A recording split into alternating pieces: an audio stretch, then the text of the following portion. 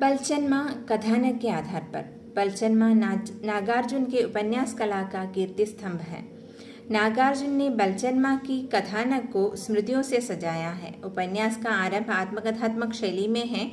बलचन्मा सरल सीधी रीति से कहानी का आरंभ करता है। इसमें उसके जीवन का खंड चित्र है, जैसे मालकिन द्वारा किए गए अत्याचार, फूल बाबू के साथ पटना का जीवन, राधा बाबू के ससुराल, सबूरी मंडल का भैंस पालन, सुखिया का भूत भगाना, आश्रम जीवन, रेल यात्रा आदि।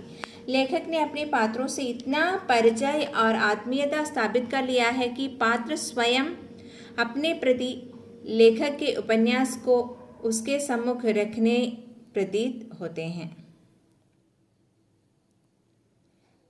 दूसरे शब्दों में पात्रों का प्रतिबिंब मानस में घूमता रहता है। साम्यवादी सिद्धांतों की स्थापना पात्रों के निम्न स्तरीय जीवन के प्रकाश में स्थापित की है।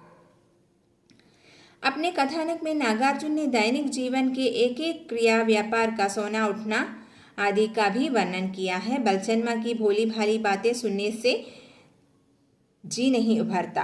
कथानक में प्रवाह बने रहने से सरसता बनी रहेगी। बलचन्मा मूलतः नागार्जुन ही है ऐसा लगता है। साम्यवादी विचारधारा से प्रभावित यह एक बहुचर्चित आंचलिक उपन्यास है। इस उपन्यास में सन 1936 तक की परिस्थितियों का प्रगतिशील तत्वों का चित्रण है। उपन्यास में दरभंगा जिले की राजनीतिक, सामाजिक, आर्थिक, धार्मिक प्रवृत्तियों का चित्रांकन किया गया है। बलचन्मा की कथा रूप मुख्य है तथा अन्य कथाएं उसके इर्द गिर्द चक्कर काटती हैं। इसमें एक और जमींदारों के शोषण की कथा है, जिसमें छोटे मालिक का रेबनी के साथ बलात्कार और मां की पीटना आदि। दूसरी ओर जन आंदोलन की कथा है। उपन्यास का नायक बलचन्मा 14 साल का था। केवल आम की चोरी की बात को लेकर पिताजी को मारा पीटा जाता है और उनकी मृत्यु हो जाती है। इसके उपरांत छोटे मालिक के यहाँ भैंस चराने का काम बलचन्मा को प्राप्त होता है। उधर से उसके जीवन की नरक यातना भी शुरू होती है। जीवन कहानी जमींदारों के शोषण से करुणार्द्र हो जाता है। मालकिन का भतीजा फूल बाबू के साथ पटना चले जाने पर ही बलचन्मा को जरा दम लेने का अवसर मिलता है। बहन की और छोटे मालिक के बलात्कार की बात उसे जमींदारों के अत्याचारों के खिलाफ जीवन भर लड़ने को प्रेरित करता है।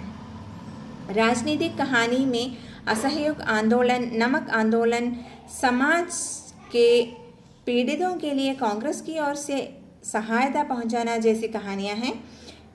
इन लोगों के प्रभाव में आकर बलचन्मा भी समाजवादी हो जाता है।